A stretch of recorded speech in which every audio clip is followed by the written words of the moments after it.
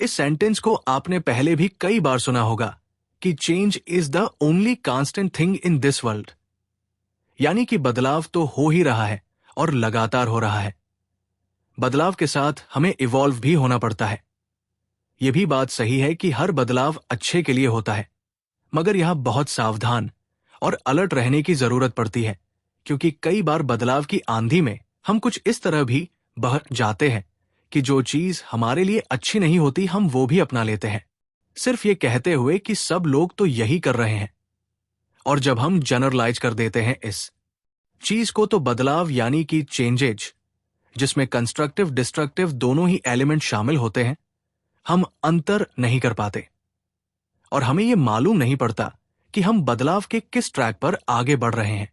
बात थोड़ी सी गहरी है, लेकिन आज की समरी के बारे में जैसे जैसे मैं आपको बताऊंगा क्लियर होती चली जाएगी। तो सवाल यह है कि क्या आप में भी लो सेल्फ एस्टीम है? क्या आप भी शर्मीले हैं? आप में कॉन्फिडेंस की कमी है या आप खुद पर डाउट करते हैं? अगर आप ये चीजें फील करते हैं तो ये समरी आपके बहुत काम आएगी। यह आपको यकीन दिलाएगी कि आपको छुपने की कोई जरूरत नहीं है। क्या आपको पता है कि सेल्फ एस्टीम आपके लिए जरूरी क्यों है? क्योंकि सेल्फ एस्टीम आपको खुश रखता है। सेल्फ एस्टीम आपका मोटिवेशन बढ़ाता है। सेल्फ एस्टीम आपकी फिजिकल और मेंटल हेल्थ को इंप्रूव करता है। सेल्फ एस्टीम आपके अंदर नई उम्मीद जगाता है। एक खुशहाल और संतुष्ट लाइफ जीने के लिए आपको यह सीखना होगा कि अपना सेल्फ एस्टीम कैसे बढ़ाया जाए। इस समरी में आप सेल्फ एस्टीम की इंपॉर्टेंस के बारे में जानेंगे और आपको कुछ टिप्स भी बताए जाएंगे कि खुद से और ज्यादा प्यार कैसे किया जाए। जिंदगी सिर्फ एक बार मिली है, तो क्यों हम किसी और के जैसे बने? हम खुद को ही इंप्रूव करना सीखेंगे। खुद को कोसने और नफरत करने से कोई फायदा नहीं है। आपको अपना सेल्फ एस्टीम बूस्ट करना होगा और अपनी लाइफ को बदलना होगा। और ऐसा करने का तरीका ये समरी आपको सिखाएगी। तो आइए इस मीनिंगफुल लर्निंग जर्नी की शुरुआत करते हैं। इस पहले चैप्टर से नो सेल्फ एस्टीम इज। जब आपकी सेल्फ एस्टीम हाई होती है तो आप अपने बारे में एक रियलिस्टिक और एक क्लियर ओपिनियन लेकर चलते हैं। सेल्फ एस्टीम के लिए अपनी ताकत और कमजोरी के बारे में जानना जरूरी है और उन्हें एक्सेप्ट करना भी जरूरी है। सेल्फ एस्टीम इस बात से भी रिलेटेड है कि हम जो भी है उसे अप्रिशिएट करें। जैसे कि हमारा कोई फ्रेंड हमें पसंद करता है, वो हमें हमारी अच्छाई और बुराई दोनों को एक्सेप्ट करता है।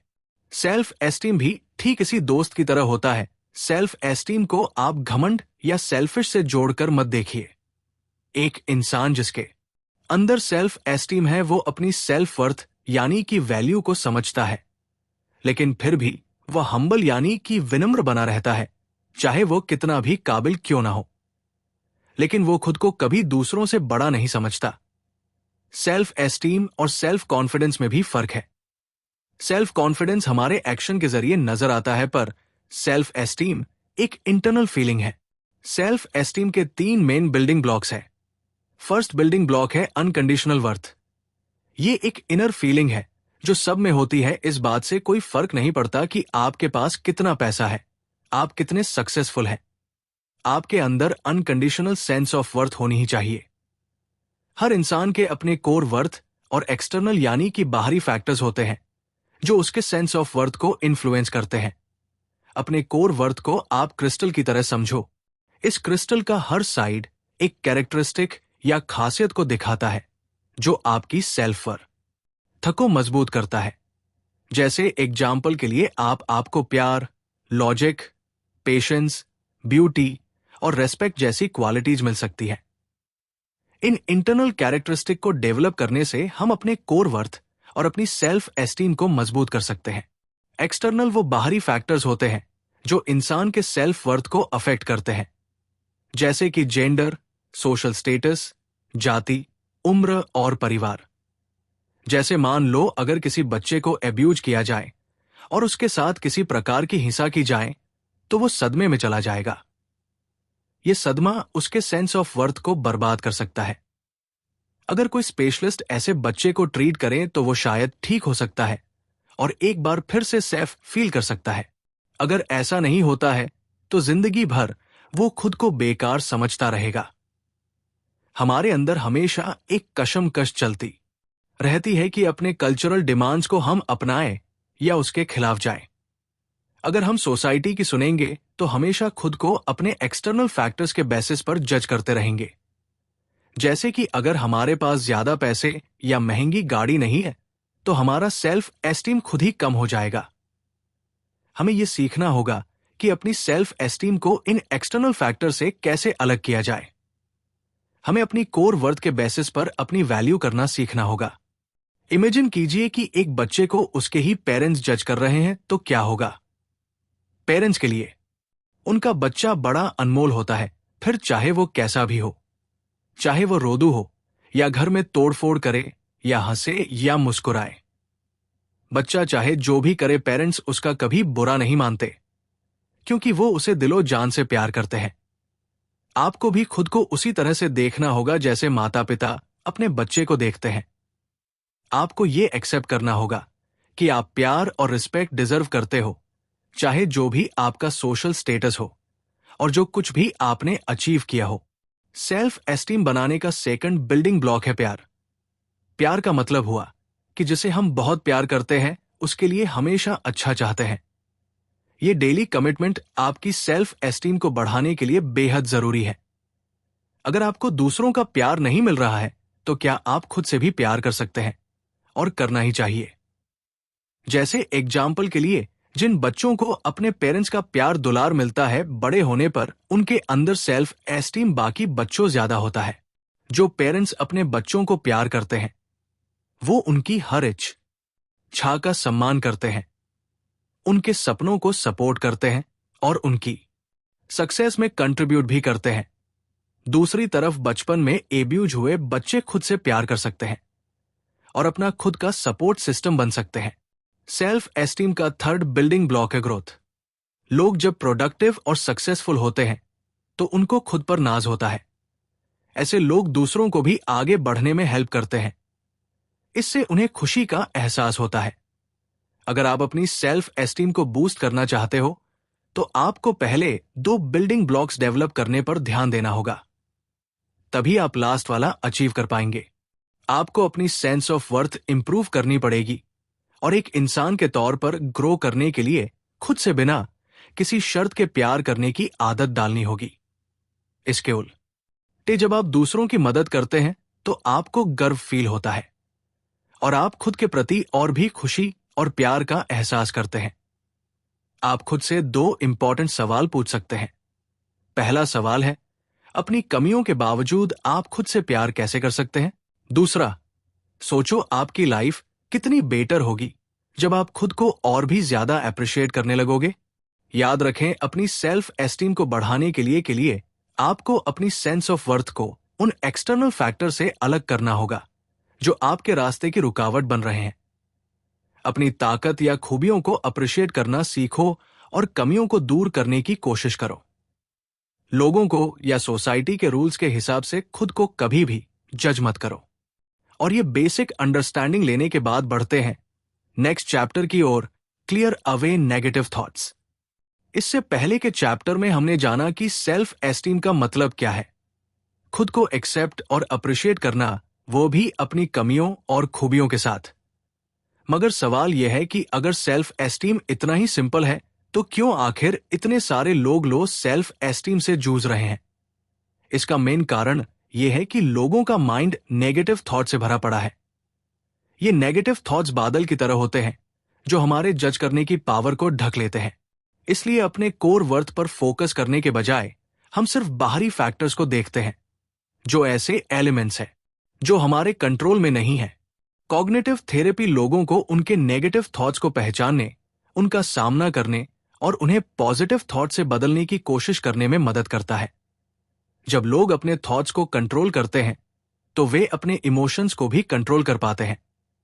बेशक ये फैक्ट है कि हम हमेशा अपने थॉट्स को कंट्रोल में नहीं रख सकते। कुछ फैक्टर्स हैं जो हमारे थिंकिंग पैटर्न को इन्फ्लुएंस कर सकते हैं। अब क्योंकि हम इन फैक्टर्स को कंट्रोल नहीं कर सकते तो कॉग्निटिव थेरेपी के अकॉर्डिंग लोगों को अपने थॉट्स को मैनेज करने पर फोकस करना चाहिए, बजाय इसके कि वो टेंशन ले कि लोग क्या सोचेंगे। कॉग्निटिव थेरेपिस्ट कभी अपने पेशेंट को उसके लो सेल्फ एस्टीम के लिए ब्लेम नहीं करते हैं, बल्कि वो अपने पेशेंट को सिखाते हैं कि वो पावरफुल है, क्योंकि पेशेंट खुद अपने थॉट्स को कंट्रोल कर सकता है। हमारे थिंकिंग पैटर्न में कई उतार चढ़ाव होते हैं। सबसे पहले तो हमारी सब या कुछ नहीं थिंकिंग हमें हमारे आइडियल स्टैंडर्ड से बांध कर रख देगी। अगर हमें परफेक्ट रिजल्ट मिले तो यानी हम तारीफ के काबिल हैं, और नहीं तो हम वर्थलेस है, यानी किसी काम के नहीं है। जैसे एग्जाम्पल के लिए, एक इंटेलिजेंट स्टूडेंट को जब यह लगा कि वो शायद एग्जाम में हाईएस्ट स्कोर नहीं ला पाएगा, तो उसके मन में सुसाइड करने के थॉट्स आने लगे। जब उस स्टूडेंट ने अपना बिहेवियर एनालाइज किया, तो ये बात सामने आई कि वो खुद को अपने एग्जाम के स्कोर के हिसाब से जज करता है। यानी अगर वो एग्जाम में अच्छे नंबर लाने जैसे स्पेसिफिक गोल्स को अचीव नहीं कर पाया, तो वो खुद को बेकार समझने लगता है।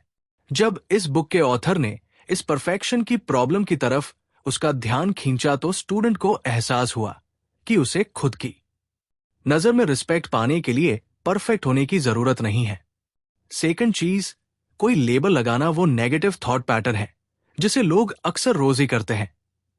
हमें आदत होती है कि हम अक्सर खुद को स्टूपिड, डम, आलसी, निकम्मा और कामचोर जैसा टाइटल दे देते हैं। जब कोई खुद के बारे में ही ऐसे नेगेटिव कमेंट्स रिपीट करता है, तो वो फीलिंगलेस उसके मन में गहरी छाप छोड़ देती है। ओवर जनरलाइजेशन एक और प्रॉब्लम है जो लो सेल्फ एस्टीम की वजह बनती है। जैसे एग्जाम्पल के लिए, एक हस्बैंड जिसकी अभी अभी अपनी वाइफ से लड़ाई हुई है, वो आपको बोलता है कि उसे हमेशा रिलेशनशिप मेंटेन करने में प्रॉब्लम आती है, या फिर उसे कोई समझता ही नहीं है।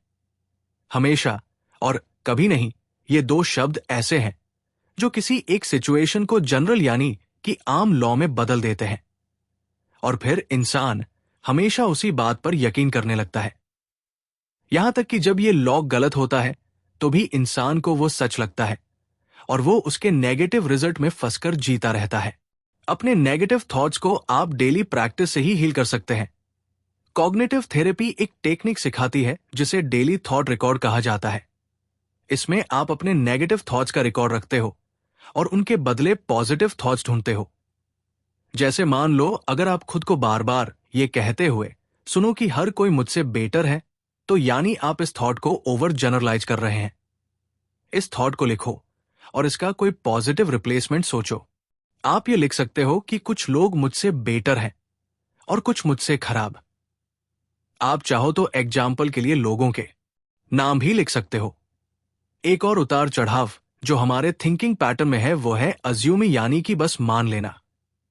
इमोशन रीजनिंग, नेगेटिव के बारे में ज्यादा सोचना, पॉजिटिव को रिजेक्ट करना, अनफेवरेबल कंपैरिजन करना, किसी सिचुएशन या चीज को असल में वह जैसा है उससे ज्यादा बदतर मान लेना, हर चीज को पर्सनली ले लेना और दोष लगाना। इन सब इमोशंस को समझना और इनसे उभरने में कॉग्निटिव थेरेपी बहुत मदद करता है।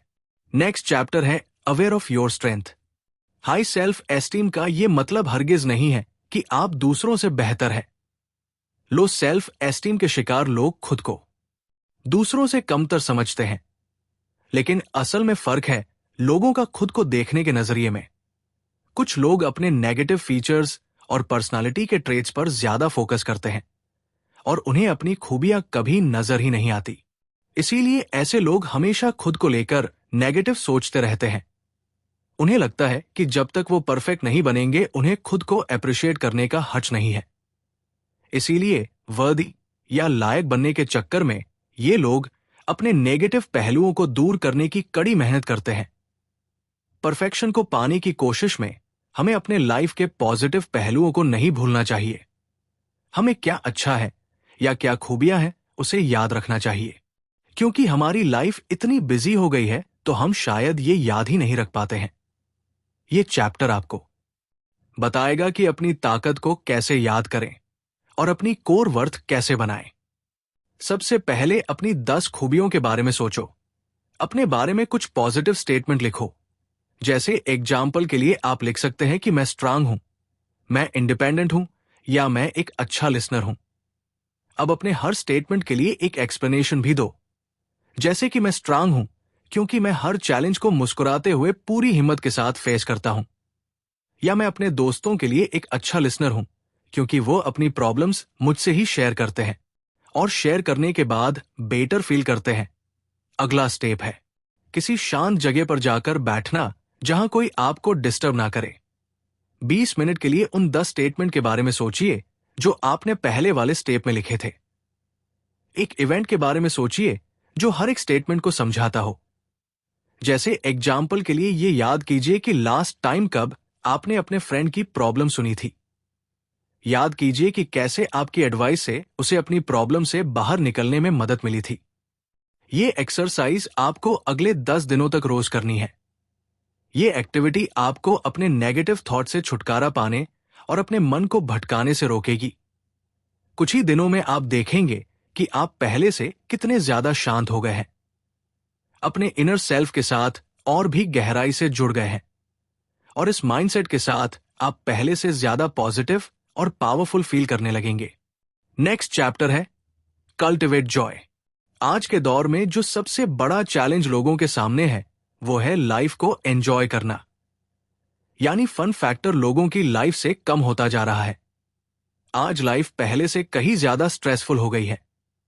कई बार तो ऐसा लगता है कि जैसे लाइफ में खुशी को एक्सपीरियंस करना बड़ा मुश्किल और इम्पॉसिबल सा हो गया है। स्टडीज ये बताती है कि खुश रहना हमारी सेल्फ एस्टीम को बढ़ाता है। जैसे एग्जाम्पल के लिए छोटी छोटी खुशियां ढूंढकर आप लाइफ को ज्यादा पॉजिटिव बना सकते हैं और नेगेटिविटी को अवॉइड कर सकते हैं। दिमाग को बेवजह इधर उधर भटकाने से रोकने के लिए आप लाइफ में कुछ ऐसी एक्टिविटीज कर सकते हैं जो आपको बिजी और खुश रखें। ऐसे कई कारण हैं जो हमें लाइफ को खुलकर एंजॉय करने से रोकते हैं। कुछ लोग मानते हैं कि लाइफ में जब पैसा होगा तभी वो एंजॉय कर पाएंगे। ये लोग खुशियों को पैसे से जोड़कर देखते हैं, मगर ये लोग भूल जाते हैं कि जिनके पास बेशुमार पैसा है वो भी किसी ना किसी वजह से दुखी है। अगर आपको सिंपल चीजों में खुशी नहीं मिल रही है तो पैसा खर्च करके भी आपको खुशी नहीं मिल सकती। ये बात पक्की है, जबकि इसके एकदम अपोजिट ये साबित हुआ है कि आमतौर पर लोगों को सिंपल चीजों में ज्यादा खुशी मिलती है, जैसे कि दूसरों की मदद करके या किताबें पढ़कर। एक और लिमिटिंग बिलीफ है ये सोचना कि खेलकूद सिर्फ बच्चों के लिए है। कुछ लोगों को लगता है कि फन एक्टिविटीज जैसे वीडियो गेम खेलना सिर्फ बच्चों के लिए है, जबकि बड़ों को सिर्फ मेहनत करनी चाहिए, गोल सेट करने चाहिए और उन्हें अचीव करने की कोशिश करनी चाहिए।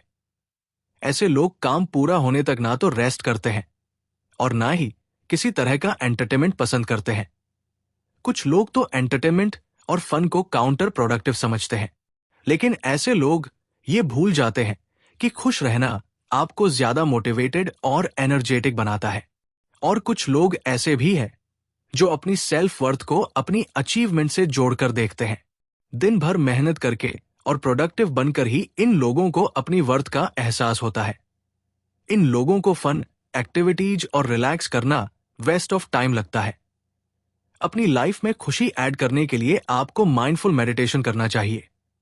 इसका मतलब है कि हर पल को भरपूर जीना और अपने नेगेटिव थॉट्स को खुद पर हावी ना होने देना। अगले कुछ दिनों के लिए आप कोई एक एक्टिविटी चूज करो जो आप माइंडफुल होकर कर सको। जैसे कि एग्जाम्पल के लिए आप बाहर ताजी हवा लेने जा सकते हो। अगर आपको वॉक करते वक्त म्यूजिक सुनना पसंद है तो इस बार कुछ अलग करो। गहरी लंबी सांस लो और पूरे होशो हवास के साथ अपने प्रेजेंट मोमेंट को एंजॉय करो। अपने आसपास की चीजों पर ध्यान दो। चिड़ियों का चहचहाना और बादलों के पीछे से सूरज की किरणों को देखो। प्रकृति कितनी सुंदर है ये देखकर आप मंत्र मुग्ध हो जाएंगे। हवा की ताजगी को महसूस करो और अपने चारों तरफ हंसते मुस्कुराते चेहरों को देखो। हो सकता है कि ऐसे मोमेंट में भी आपको नेगेटिव थॉट्स आए, लेकिन आपको उन पर ध्यान नहीं देना है। आपका फोकस सिर्फ अपने फन एक्सपीरियंस पर होना चाहिए। खुश रहने का एक और टेक्निक है शुक्रगुजार होना, यानी जो हमें मिला है उसे अप्रिशिएट करना। जो नहीं मिला है या जिसे हम कंट्रोल नहीं कर सकते उस पर फोकस करने के बजाय अपनी ब्लेसिंग्स को गिनो। जैसे कोई इंसान किसी छोटी सी झोपड़ी में रहते हुए भी आसमान में चमकते तारों को देखकर खुशी महसूस कर सकता है। अगर यह आदमी सोचेगा गिलास आधा खाली नहीं बल्कि आधा भरा है, तो इसे कभी भी अपनी गरीबी का अफसोस नहीं होगा। इसीलिए लाइफ में छोटी छोटी खुशियों को एंजॉय करना सीखो। ग्रैटिट्यूड की प्रैक्टिस करने के लिए आप एक ग्रैटिट्यूड जर्नल मेंटेन कर सकते हैं, जिसमें आपको रोज कम से कम 3 चीजें लिखनी है जिसके लिए आप ग्रेटफुल फील करते हैं। सुबह जैसे ही आप उठे और रात को सोने से पहले अपनी ब्लेसिंग्स काउंट करना ना भूले। ट्रेडिशन भी एक तरीका है खुशी महसूस करने का। कोई ट्रेडिशन जो बार बार रिपीट करते हैं वो हैबिट बन जाती है। मगर आज के समय में हम इतने बिजी और मटेरियलिस्टिक हो गए हैं कि हम ट्रेडिशन को एंजॉय करना ही भूल चुके हैं। हमें अपने ये ट्रेडिशन हमेशा याद रखने चाहिए। जैसे आप हफ्ते में एक बार फैमिली गेम नाइट रख सकते हो, जहां बोर्ड गेम्स या दूसरी फन एक्टिविटीज एंजॉय की जा सके। इंसान के लिए सेंस ऑफ ह्यूमर भी जरूरी है। ह्यूमर से हमारा मतलब जोक्स या कॉमेडी नहीं है, बल्कि इसका मतलब है लाइफ को हल्के फुल्के नजरिए से देखने की कोशिश करना। जरूरी नहीं है कि लाइफ में हर चीज सीरियसली ली जाए। हमें लाइफ में सब कुछ एक्सेप्ट करना सीखना होगा, ताकि हम लाइफ के हर चैलेंज को मुस्कुराते हुए फेस कर सके। हमारा यही एटीट्यूड हमें अपनी गलतियों पर मुस्कुराना सिखाएगा, जो हमें आगे बढ़ने और लेसन सीखने में मदद करेगा। मगर याद रखिए कि ह्यूमर के कुछ रूल्स भी है। पहली बात तो यह है कि इससे किसी को बुरा नहीं लगना चाहिए, और दूसरा, इसे हल्का फुल्का मजाक रखें, जो कि रिस्पेक्टफुल भी हो। किसी का मजाक उड़ाना या फीलिंग हर्ट करना ह्यूमर नहीं होता, और ना ही आप ह्यूमर किसी पर थोप सकते हैं। आप जैसे हो वैसे ही रहो, और दूसरों को भी लाइफ के फन फैक्ट्स एंजॉय करने में हेल्प करो। लाइफ वैसे ही बहुत चैलेंजिंग है। ऐसे में अगर आप अपनी प्रॉब्लम्स के लिए दूसरों को ब्लेम करेंगे या शिकायत करेंगे, तो जीना और भी मुश्किल हो जाएगा। इसलिए बेहतर होगा कि खुश रहने के बहाने ढूंढे जाए और मुश्किल वक्त का सामना मुस्कुरा कर किया जाए। Appreciate your body. हमारा बाहरी रंग रूप काफी हद तक इस बात पर डिपेंड करता है कि हम अपने बारे में क्या फील करते हैं। जो इंसान अपनी बॉडी की परवाह नहीं करता, उसे मोटा या बदसूरत कहकर शर्मिंदा किया जा सकता है। मगर यह नेगेटिव नजरिया सेल्फ एस्टीम के लिए बहुत नुकसानदायक होता है। आपका बाहरी रंग रूप एक्सटर्नल फैक्टर हो सकता है, लेकिन यह डायरेक्टली इस बात से कनेक्टेड है कि यह दुनिया आपको कैसे देखती है और आप खुद को कैसे देखते हैं।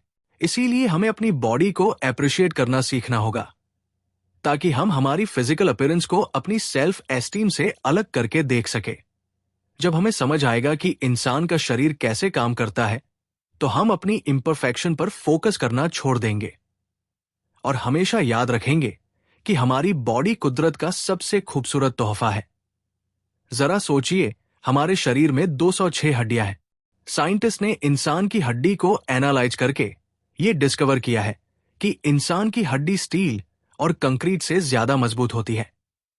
दुनिया की कोई भी चीज आपकी हड्डी या आपके जॉइंट्स की फ्लेक्सिबिलिटी को रिप्लेस नहीं कर सकती। इसके अलावा अगर आप ये सोचेंगे कि हमारा इम्यून सिस्टम कैसे हमारी बॉडी को प्रोटेक्ट करता है, तो आप इसे अप्रिशिएट किए बिना नहीं रह पाओगे। साइंटिस्ट हमारे इम्यून सिस्टम को किसी वेल ट्रेंड आर्मी से कंपेयर करते हैं। हमारी बॉडी के हर ऑर्गन के पास खुद का इम्यून सिस्टम है। जैसे नाक में एक फिल्टर लगा है जो हवा को फेफड़ों में जाने से पहले साफ करता है। केविन मिलर ने अपनी इम्परफेक्शन को अप्रिशिएट करना सीख लिया था। वो एक म्यूजिक टीचर थे जिन्हें उनके सारे स्टूडेंट्स प्यार करते थे, बावजूद इसके कि वो काफी ओवरवेट थे। केविन का वेट करीब 600 पाउंड था।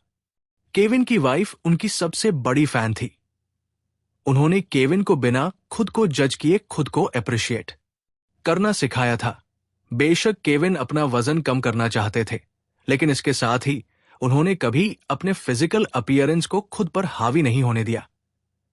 जब उनकी क्लास के बच्चों ने उनका कॉन्फिडेंस देखा, तो वो भी अपने लुक्स पर ध्यान देने के बजाय खुद को रिस्पेक्ट करने लगे। एक और एग्जाम्पल है अमेरिकन एक्टर क्रिस्टोफर रीव का, जो सुपरमैन का रोल निभाने के लिए फेमस है। क्रिस्टोफर का एक्सीडेंट हुआ था, जिसके बाद उन्हें पैरालिसिस हो गया था। उनकी वाइफ ने बहुत खुलकर और ईमानदारी से उनके सामने अपनी बात रखी थी। उन्होंने कहा था कि अगर वो सुसाइड करना चाहते हैं तो वो उन्हें समझ सकती है, मगर उनकी वाइफ उनसे बहुत प्यार करती थी, इसलिए वो चाहती थी कि वो जिंदा रहे। यहां तक कि उनका बेटा भी यही चाहता था कि वो जिंदा रहे। उसने क्रिस्टोफर को तसल्ली देते हुए कहा कि बेशक आपने टांगे गंवा दी है, लेकिन आप अब भी खुश रह सकते हैं और मुस्कुरा सकते हैं। इस एग्जाम्पल से यह साबित होता है कि खुश रहने के लिए आपको खूबसूरत और परफेक्ट होने की जरूरत नहीं है। अपनी फिजिकल इंपरफेक्शन को एक्सेप्ट और एप्रिशिएट कर सकते हैं। सबसे पहले आईने में खुद को देखो। आमतौर पर आप सबसे पहले यही देखते हो कि आपका चेहरा कितना डल और बुझा हुआ लग रहा है, फेस पर कितने पिंपल्स हैं या दांत कितने टेढ़े मेढ़े हैं। मगर अगली बार शीशे में देखकर अपनी इंपरफेक्शन पर फोकस करने के बजाय ये सोचना कि आपके चेहरे पर क्या अच्छा लगता है, जैसे कि आपकी क्लीन स्किन या लंबे चमकीले बाल। आप जिंदा है और हेल्दी भी है, ये भी एक फैक्ट है। ग्रेटफुल फील करने के लिए एक और एक्टिविटी जो आपको अपनी बॉडी के इंपरफेक्शन को अनदेखा करने में हेल्प करती है, वह है बॉडी एप्रिसिएशन मेडिटेशन। इस एक्टिविटी को करने के लिए आधे घंटे का टाइम काफी है। इसके लिए आपको एक शांत कमरा चाहिए जहां आपको कोई डिस्टर्ब ना करे। अब कंफर्टेबल पोजीशन में बैठ जाइए और गहरी सांसें लीजिए। अब आप अपनी बॉडी को एप्रिशिएट करना शुरू कर सकते हैं। हवा को अपने फेफड़ों में भरते हुए महसूस कीजिए। आपके नाक से फिल्टर होते हुए हवा आपके फेफड़ों तक पहुंचती है और इस बात को आप एप्रिशिएट करते हैं।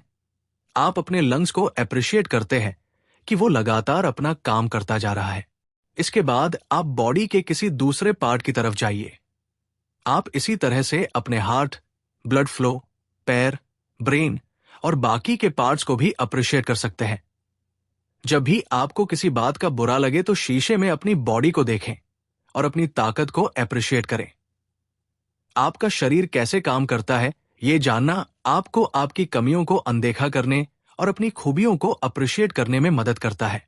नेक्स्ट चैप्टर है care for your mind bye caring for your body. अपनी फिजिकल हेल्थ को अनदेखा करके आप मेंटली स्ट्रांग बनने की कल्पना भी नहीं कर सकते। अगर आपकी बॉडी कमजोर होगी तो आपका ब्रेन भी कमजोर हो जाएगा और एक कमजोर दिमाग नेगेटिव थॉट से नहीं लड़ सकता है, क्योंकि उसमें इतनी एनर्जी नहीं होती है कि वो ठीक से काम कर पाए। अब क्योंकि सेल्फ एस्टीम आपके सोचने का एक तरीका है, तो अगर ब्रेन स्ट्रांग होगा तो आपकी सेल्फ एस्टीम भी स्ट्रांग होगी। इसलिए एक हेल्दी बॉडी को हम हाई सेल्फ एस्टीम का सिंबल मान सकते हैं। हमारी फिजिकल हेल्थ 3 चीजों पर बेस्ट होती है। पहला है हमारे नींद की क्वालिटी। क्योंकि हम अपनी लाइफ का 1/3 हिस्सा सोने पर खर्च करते हैं, तो हमारे नींद की क्वालिटी बहुत मायने रखती है। स्टडी से यह साबित हो चुका है कि नींद की कमी हमारे लिए गंभीर हेल्थ प्रॉब्लम क्रिएट कर सकती है। यह हमारे immune system, mood, heart rate, weight और एनर्जी को नुकसान पहुंचा सकती है। नींद की क्वालिटी 2 वजह से अफेक्ट हो सकती है। एक रोज हम कितने घंटे की नींद लेते हैं, वो जरूरी है यह पता करने के लिए कि आपको डेली कितने घंटे सोना चाहिए, ताकि आप दिन में ठीक से काम कर सके। अपने स्लीपिंग पैटर्न को ट्रैक करना जरूरी है। अगली सुबह बिना अलार्म लगाए सोए। अब यह देखें कि आप कितने घंटे सोए थे, उसे एक पेपर पर लिख लो। कुछ हफ्तों तक यह मेथड फॉलो करते रहो, जब तक कि आप एक फिक्स नंबर पर नहीं पहुंच जाते। यह नंबर आपको बताएगा कि आपकी बॉडी को डेली कितने घंटों की नींद चाहिए। नंबर 2, अच्छी नींद के लिए रेगुलर स्लीप साइकिल भी बहुत जरूरी है। एक फिक्स्ड स्लीपिंग पैटर्न शायद वर्किंग लोगों के लिए मुश्किल होगा। आमतौर पर फुल टाइम जॉब करने वाले लोग वीकेंड पर ज्यादा रेस्ट करना पसंद करते हैं और वो ज्यादा देर तक सोना भी पसंद करते हैं, ये सोचकर कि वीकडेज में नींद की कमी को वो वीकेंड पर सोकर पूरा कर लेंगे। लेकिन वीकेंड्स पर ज्यादा सोना आपके स्लीपिंग शेड्यूल को बिगाड़ सकता है। हमारे ब्रेन को ऑर्गेनाइज रहना पसंद है। अपने स्लीपिंग या उठने के समय को चेंज करने से आपकी एनर्जी घट जाती है। यहां तक कि आपको इंसोम्निया यानी कि नींद ना आने की बीमारी भी हो सकती है। अगर आपको डिप्रेशन या एंजाइटी कि प्रॉब्लम है तो किसी थेरेपिस्ट से मिलकर आपकी हालत में सुधार आ सकता है। साथ ही भरपूर नींद लेने से काफी फर्क पड़ेगा। झपकी लेना भी हेल्थ के लिए अच्छा होता है। हेल्दी झपकी 15 से 20 मिनटों की हो सकती है, लेकिन अगर आपने नोटिस किया है कि दिन में झपकी लेने से रात को नींद आने में दिक्कत होती है, तो इसे अवॉइड कीजिए। कॉफी और अल्कोहल जैसे ड्रिंक्स भी नींद की क्वालिटी को अफेक्ट करते हैं, इसलिए इन्हें अपनी डाइट से हटा दें या एकदम कम कर दें। इसके अलावा सोने के लिए रिलैक्सिंग माहौल क्रिएट करना भी उतना ही जरूरी है। जिस कमरे में आप सोते हैं वहां शोर शराबा ना हो और ना ही ज्यादा रोशनी हो, वरना आपको नींद आने में दिक्कत होगी। अपने बेडरूम को सिर्फ सोने के लिए इस्तेमाल करें। बिस्तर पर बैठकर फोन पर बात ना करें और ना ही बेड पर बैठकर काम करें। आपका ब्रेन कुछ इस तरह ट्रेन होना चाहिए कि अपने बेडरूम में जाते ही आपको नींद आ जाए। सेकंड एलिमेंट जो आपकी फिजिकल हेल्थ को इंप्रूव कर सकता है वो है एक्सरसाइज। कुछ स्टडी से यह प्रूव हुआ है कि डेली एक्सरसाइज करने से भी सेल्फ एस्टी इंक्रीज होती है। साथ ही हमारा एनर्जी लेवल बढ़ाता है और हमें बीमार पड़ने से बचाता है। अगर रिसर्च की माने तो हर इंसान को डेली 30 मिनट एक्सरसाइज जरूर करनी चाहिए। अगर डेली ना भी कर पाए तो ज्यादातर दिनों में करने की कोशिश करें। आप आधा घंटा योगा, स्ट्रेचिंग, कार्डियो वर्कआउट और कार्डियो या एरोबिक एक्सरसाइज जैसे बाइकिंग और वॉकिंग भी कर सकते हैं। थर्ड फैक्टर जो हमारी हेल्थ को इफेक्ट करता है वो है न्यूट्रिशन। ज्यादा खाना मोटापे की सबसे बड़ी वजह है, जो हेल्थ के लिए काफी नुकसानदायक है। जबकि हेल्दी डाइट लेने से हमारा मूड, एनर्जी और ओवरऑल परफॉर्मेंस इंप्रूव होती है। हेल्दी डाइट के लिए अपने खाने में ज्यादा से ज्यादा हरी सब्जियां और फल शामिल करें। स्टडी से यह प्रूव हो चुका है कि फ्रूट या वेजिटेबल का रंग जितना डार्क होगा वो उतना ही हेल्दी होगा। प्लांट से बने food product vitamin, minerals, fibres और एंटीऑक्सीडेंट से भरपूर होते हैं। आपको ज्यादा से ज्यादा लिक्विड भी लेना चाहिए, लेकिन हो सके तो ऐसे ड्रिंक्स को अवॉइड करें जिनमें बहुत चीनी होता है, और ज्यादा से ज्यादा मात्रा में पानी पिए। पूरे दिन में 5 या उससे ज्यादा छोटे छोटे मील्स लेना ज्यादा हेल्दी होता है। घर का बना खाना बाहर के खाने से ज्यादा हेल्दी और न्यूट्रिशियस होता है। घर पर कुकिंग का एक फायदा यह भी है कि आप इंग्रेडिएंट्स और सर्विंग पोर्शन को कंट्रोल कर सकते हो। बाहर से फूड ऑर्डर करने का मतलब है बड़े पोर्शन में खाना, जो कि पता नहीं किन किन चीजों से बना है। अपनी फिजिकल हेल्थ को इंप्रूव करने के लिए पूरी नींद लेना जरूरी है। इसके अलावा डेली 30 मिनट एक्सरसाइज करना और हेल्दी डाइट लेना भी जरूरी है। एक बार जब आप हेल्दी और फिट बॉडी अचीव कर लेंगे तो आपका माइंड भी स्ट्रांग बनने लगेगा, और एक पावरफुल माइंड आपको कुछ भी अचीव करने में हेल्प करता है, जिसमें सेल्फ एस्टीम भी शामिल है। Develop your character and spirituality. अब क्योंकि हमें पता है कि सेल्फ एस्टीम एक इनर फोर्स है, इसीलिए ये अंदर से ही नर्चर की जानी चाहिए। इंसान को अच्छा कैरेक्टर डेवलप करने के लिए मेहनत करनी चाहिए। कैरेक्टर को हम इंसान की अंदरूनी ताकत की तरह देख सकते हैं। क्या अच्छा है, क्या बुरा, ये आपके मोरल कंपास के बगैर और कोई डिजाइन नहीं कर सकता। एथिकल बिहेवियर का मतलब है दूसरों की भलाई की उतनी नहीं फिक्र करना जितनी आप खुद की करते हैं।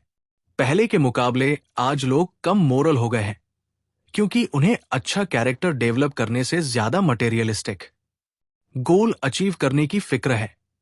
अच्छा कैरेक्टर इतनी आसानी से नहीं बनाया जा सकता है, इसके लिए आपको डेली प्रैक्टिस करनी होगी। अच्छा कैरेक्टर पॉजिटिव होता है, पर इसे पाने के लिए बहुत ज्यादा कोशिश करने के नेगेटिव इफेक्ट्स भी हो सकते हैं। अगर आप मॉरल स्टैंडर्ड्स पर ज्यादा फोकस करेंगे और गलतियां करने से बचेंगे, तो हो सकता है कि आपकी गिल्ट और नेगेटिव सेल्फ टॉक आपको आगे बढ़ने से रोके। जब कोई इंसान गलती करके पछताता है तो उसे माफ करने की जरूरत पड़ती है, क्योंकि बिना माफी के सेल्फ एस्टीम और मोटिवेशन बहुत कमजोर हो जाएंगे। एक बार एक बुजुर्ग औरत सुपरमार्केट में शॉपिंग करने के बाद पार्किंग लॉट में अपनी कार ढूंढ रही थी। उनके दोनों हाथ में बैग थे। जब उन्हें अपनी वैन नजर आई तो उन्होंने देखा कि 4 लोग उनकी गाड़ी में बैठने की कोशिश कर रहे थे। वो औरत इतनी ज्यादा डर गई कि उन्होंने अपने पर्स से गन निकाल ली और उन चारों को डराकर भगा दिया। बाद में उन चारों के जाने के बाद जब वो वैन के अंदर बैठने लगी तो उन्हें पता चला कि ये वैन तो उनकी थी नहीं। उस औरत को अपनी गलती का बहुत पछतावा हुआ, इसलिए वो पुलिस स्टेशन गई, अपनी गन सरेंडर की और उन चारों लड़कों को डराने के लिए उनसे माफी मांगी। हमसे गलतियां इसलिए होती हैं क्योंकि हम इंसान हैं। अगर हम अपने किए के लिए हमेशा खुद को सजा देते रहेंगे तो हमारी सेल्फ एस्टीम वैसे ही कम हो जाएगी। इसीलिए खुद को माफ करना भी जरूरी है, साथ ही दूसरों को भी माफ करना सीखिए। माफ करने का फर्स्ट स्टेप है गलत व्यवहार को स्वीकार करना। उसके बाद आपसे जो गलती हुई है उसे ठीक करने की कोशिश करो। पर जब आपको लेसन मिल जाए तो खुद से वादा करो कि वो गलती आप रिपीट नहीं करोगे। आप जो भी करें, लेकिन लोगों को उनके व्यवहार के बेसिस पर जज ना करें। कई बार हम इस तरह का व्यवहार कर बैठते हैं जो हमारे रियल सेल्फ से बिल्कुल अलग होता है। अगर आपसे भी कुछ ऐसा हुआ है और अब आप गिल्ट फील कर रहे हैं, तो हम यही कहेंगे कि जो हुआ उसे भूलकर आगे बढ़ो। दूसरों से पहले खुद को माफ करना सीखो। मगर कई बार हम फंस जाते हैं। खुद को या उन लोगों को माफ करना मुश्किल लगता है जिन्होंने हमें हर्ट किया है। मगर ये एकदम नॉर्मल है, क्योंकि जब तक हम प्रॉब्लम सॉल्व ना कर ले हमारे दिमाग को चैन नहीं मिलता है। ये चीज मटेरियलिस्टिक चीजों पर काम कर सकती है, जैसे अगर गाड़ी खराब हो जाए तो उसे ठीक कराया जा सकता है, लेकिन जब आप इमोशनल दर्द से गुजर रहे होते हैं तो आगे बढ़ना मुश्किल होता है। ऐसी सूरत में आपको अपने दुख से बाहर निकलने की पूरी कोशिश करनी चाहिए, और चाहे कितना भी मुश्किल क्यों ना हो पर खुद को या दूसरों को माफ कर देना चाहिए। नेक्स्ट चैप्टर है लुक अहेड। सेल्फ एस्टीम नजरिए पर डिपेंड करता है। जब आप अपने आप से संतुष्ट रहते हो, इमोशनली इंटेलिजेंट बनते हो, पर आपके पास एक स्ट्रांग सेंस ऑफ पर्पस होता है, तो आप पर्सनली ग्रो करते हो। पहले के चैप्टर्स में आपने जाना कि हमारी सेंस ऑफ वर्थ और अपने लिए अनकंडीशनल प्यार हमें ग्रो करने में मदद करता है। पर्सनालिटी डेवलपमेंट एक ऐसा प्रोसेस है जो कभी खत्म नहीं होता। लोगों को हमेशा खुद को चैलेंज करने और इंप्रूव करने के मौके ढूंढने चाहिए। कोई भी पूरी तरह बदलकर एकदम नया इंसान नहीं बन सकता। हम दूसरों से इंस्पायर भी हो सकते हैं, पर चेंज हमेशा पर्सनल होता है। हर नया स्किल जो हम इंप्रूव करने की कोशिश करते हैं हमारी लाइफ की सिचुएशन पर डिपेंड करता है। रिसर्च साबित करती है कि जो लोग हमेशा मटेरियलिस्टिक गोल्स के पीछे भागते हैं उन्हें कभी भी संतुष्टि नहीं मिलती है। लेकिन जो लोग दूसरों की मदद करने और इस दुनिया को बेहतर बनाने के लिए गोल सेट करते हैं उनकी मोटिवेशन काफी स्ट्रांग होती है। एक बार जब ये लोग अपने गोल्स अचीव कर लेते हैं तो ज्यादा खुश और संतुष्ट फील करते हैं। उनकी सेल्फ वर्थ और उनके अंदर की ताकत और भी मजबूत हो जाते हैं, क्योंकि दूसरों की मदद करके हम भी इंसान के तौर पर ग्रो करते हैं। एक जापानीज शब्द है केगासुकु, जो हमारे अंदर उसी अंदरूनी शक्ति को दिखाता है जो हमें दूसरों के बोलने के पहले ही उनकी जरूरत को समझने में मदद करता है। चिको काजकी नाम की टीचर याद करते हुए बताती है कि जब वो छोटी थी तो उनकी मां उन्हें कहा करती थी कि मैं तुम्हें एक किगासुकु बनते हुए देखना चाहती हूं। पर हुआ ये कि चीको जब बड़ी हुई तो उनके अंदर दूसरों की भावनाओं और जरूरतों को समझने की समझ अपने आप ही पैदा हो गई थी। लोगों के पूछने के पहले ही वो उनकी मदद करने को तैयार हो जाती थी। यहां तक कि पब्लिक बाथरूम यूज करते वक्त भी वो खुद कचरा उठाती थी, क्योंकि उन्हें लगता था कि एक दूसरे की मदद करना हम सबका फर्ज है। हेल्प फिजिकल और इमोशनल दोनों तौर पर की जा सकती है। फिजिकल हेल्प जैसे किसी को अपना टाइम, एफर्ट और रिसोर्सेज देना, किसी के साथ प्यार से पेश आना, उनके सुख दुख में उनका साथ देना, जरूरत पड़ने पर अपनी सलाह देना, ये सब इमोशनल हेल्प में आते हैं। आप अपने एनवायरनमेंट को नीट और क्लीन रखकर भी दूसरों की मदद कर सकते हैं, या अपने पड़ोस में अपना आर्टिस्टिक टच देकर उसे और खूबसूरत बनाने में मदद कर सकते हैं। जो स्किल्स आपने अब तक सीखी है उन्हें प्रैक्टिस करते रहिए। नई आदत अपनाने की तरह ही सेल्फ एस्टीम भी एक प्रोसेस है जो चलता रहता है, और लाइफ में आने वाले हर चैलेंज के खिलाफ मजबूती से खड़े रहने के लिए आपको अपना टाइम और एनर्जी इन्वेस्ट करना होगा। मुसीबत कभी बोलकर नहीं आती, इसलिए जब आप पहले से तैयार रहेंगे तो प्रॉब्लम को इजली फेस भी कर पाएंगे। ऐसा कोई इंसिडेंट सोचो जो आपके सेल्फ एस्टीम को नुकसान पहुंचा सकता हो। जैसे मान लो कि आपको जॉब में कोई प्रेजेंटेशन देनी थी और आप ये सोचकर डर रहे थे कि कहीं आप दूसरों को इंप्रेस करने में फेल ना हो जाओ। आप शायद ये सोचकर डर रहे थे कि कहीं दूसरे आपको क्रिटिसाइज ना करने लगे। एक ऐसा सेंटेंस सोचो जो आपको ऐसी सिचुएशन से पहले या उस सिचुएशन के दौरान और बाद में बेहतर फील कराए। जैसे प्रेजेंटेशन से पहले खुद को बोलो कि शांत रहो, कॉन्फिडेंट रहो, तुमने खूब मेहनत की है। हो सकता है कि प्रेजेंटेशन के दौरान आप थोड़ा नर्वस फील करें, तब खुद से कहे कि यह होना एकदम नॉर्मल है। और प्रेजेंटेशन के बाद इमेजिन करें कि लोग आपको अप्रिशिएट कर रहे हैं और आपकी मेहनत रंग लाई है। और अब वो मोड जिसे हम कहते हैं कंक्लूजन, यानी अभी तक हमने जितने भी चैप्टर्स पढ़े उन चैप्टर्स के की पॉइंट्स और की लर्निंग्स को हम यहां दोहराएंगे। सबसे पहले आपने जाना कि सेल्फ एस्टीम का मतलब है इनर सेंस ऑफ वर्थ और खुद को बिना किसी शर्त के प्यार करना। ये चीजें सोशल स्टेटस जैसे एक्सटर्नल फैक्टर से अफेक्ट हो सकती है। सेल्फ एस्टीम को नर्चर करने के लिए चाहे हम जो है जैसे भी है, हमें खुद को एक्सेप्ट करना होगा। सेकंड, आपने जाना कि कॉग्निटिव थेरेपी पेशेंट्स के नेगेटिव थॉट्स को हील करने पर फोकस करती है। सेल्फ एस्टीम बनाने का फर्स्ट स्टेप है अपने नेगेटिव थॉट्स को पहचानना। थर्ड, आपने समझा कि जब आप अपनी खूबियों पर फोकस करते हैं तो आपकी सेल्फ एस्टीम बूस्ट होती है। आपके जो भी पॉजिटिव पर्सनालिटी ट्रेट्स हैं उनकी लिस्ट बनाने से आपको खुद पर नाज होगा। फोर्थ, आपको अपने कैलेंडर में कुछ फन इवेंट्स जरूर ऐड करने चाहिए। अपने बिजी शेड्यूल से कुछ टाइम फन एक्टिविटीज के लिए जरूर निकालें। फन एक्टिविटीज सिर्फ बच्चों के लिए नहीं है, आप भी अपने फैमिली और फ्रेंड्स के साथ गेम्स वगैरह एंजॉय कर सकते हैं। फिफ्थ, आपने जाना कि माइंडफुल मेडिटेशन की प्रैक्टिस कैसे की जाए।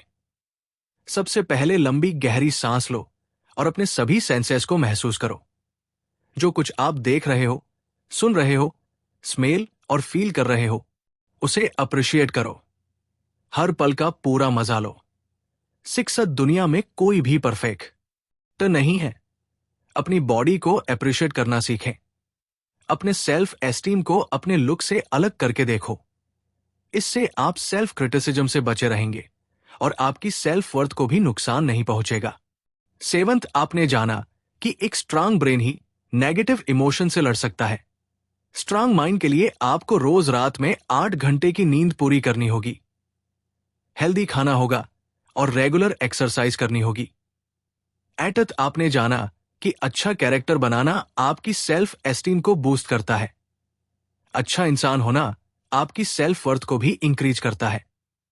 लेकिन अगर आप दूसरों को हर्ट कर रहे हैं तो फौरन अपनी गलती सुधारिए और खुद को माफ करना सीखिए। फाइनली, आपने समझा कि दूसरों की मदद करना और इस दुनिया को बेहतर जगह बनाने के लिए आपका योगदान भी आपकी सेल्फ एस्टीम को बनाता है, क्योंकि अच्छा काम करके ही अच्छा लगता है। सिंपल एफर्ट्स जैसे अपना समय देना, दूसरों के साथ अच्छे से पेश आना और लोगों को मुस्कुराते हुए ग्रीट करना आपके आसपास के लोगों को अच्छा महसूस कराता है। आपकी सेल्फ एस्टीम आपकी ताकत है। एक मीनिंगफुल और प्रोडक्टिव लाइफ जीने के लिए और इस ताकत को जगाने के लिए अपने नेगेटिव थॉट से छुटकारा पाइए और अपनी ताकत पर फोकस कीजिए। लाइफ को हर पल एंजॉय करना जरूरी है, पर साथ ही एक हेल्दी बॉडी मेंटेन करना भी जरूरी है, जिसके लिए आपको रेगुलर एक्सरसाइज करनी चाहिए।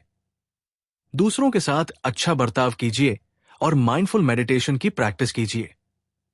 उम्मीद है कि यह समरी आपको अपना सेल्फ एस्टीम बूस्ट करने में हेल्प करेगी।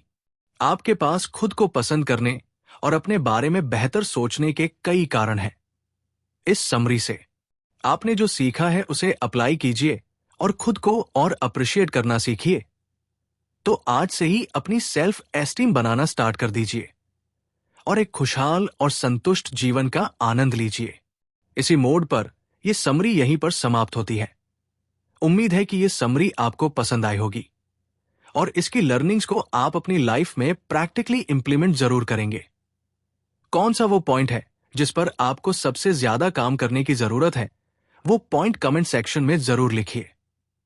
और रखिए अपना बेहतर ख्याल। सुनते रहिए समरी फॉर यू। जय हिंद, जय भारत।